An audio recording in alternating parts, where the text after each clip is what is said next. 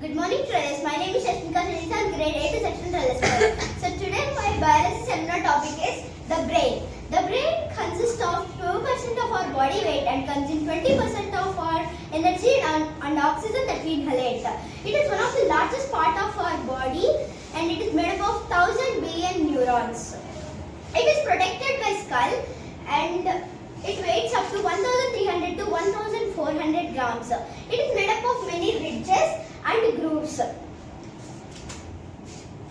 And it is protected by a membrane known as meninges, which include all these. And there are some cavities which are known as ventricles, and there are 4 in number. Lateral ventricles, third ventricle and fourth ventricle. They produce CSF fluid. And now let us know the parts of the brain. Brain is divided into cerebrum, cerebellum, brainstem, diencephalon. Cerebrum is divided into left and right hemisphere. Brainstem is divided into medulla, pons, midbrain. Diencephalon is divided into thalamus, hypothalamus, pineal gland. First, let us know about cerebrum. So cerebrum, this is the cerebrum. It is one of the largest part of the brain and it is divided into left and right hemisphere. And it is also divided into 4 lobes: frontal, parietal, occipital and temporal, each with specific functions. Each lobe has specific functions. Now, let us know about cerebral cortex and corpus callosum. The superficial layer of the brain is known as grey matter and 2 to 4 millimeters thick, known as cerebral cortex. The thickness of this grey matter is known as cerebral cortex. And the bridge of nerve fibers which connect left and right hemisphere is known as corpus callosum, which connects right hemisphere and left hemisphere. Next, as we all know that it is made up of many grooves and ridges. So the deepest groove is known as fissure. The shallow grooves are known as sulci and the folds are known as gyri. This is the longitudinal fissure which divides left and right hemisphere. So our next part, sorry I forgot. Let us know the functions of cerebrum. It controls all motor functions which include voluntary actions, and it also controls sensory functions, and it controls all intellectual actions like speech, willpower, memory and learning.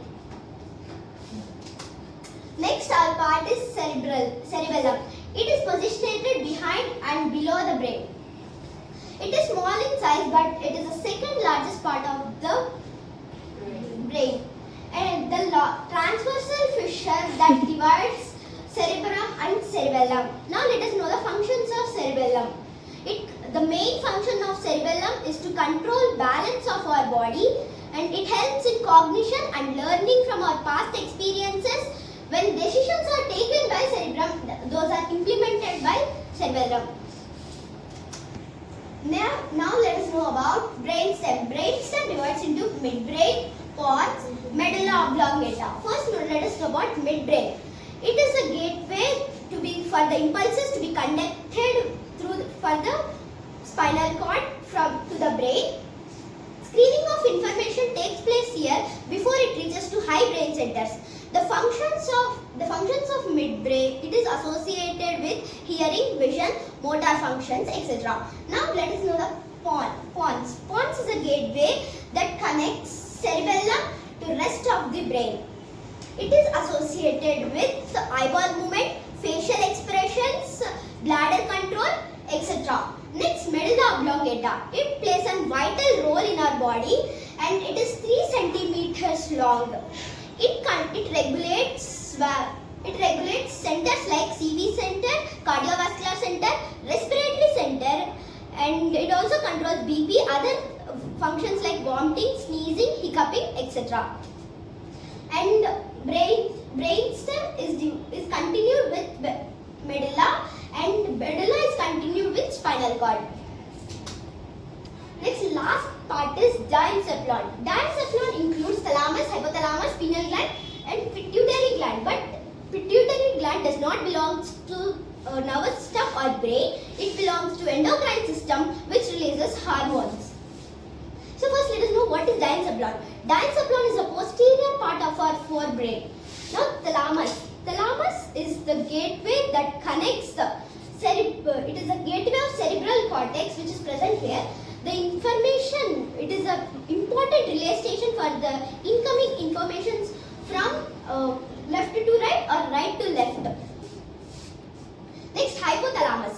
It sits under thalamus. It is helpful for our emotions and water balance. Next, pineal gland. It is very important gland because it is in the shape of P and releases a hormone known as melatonin.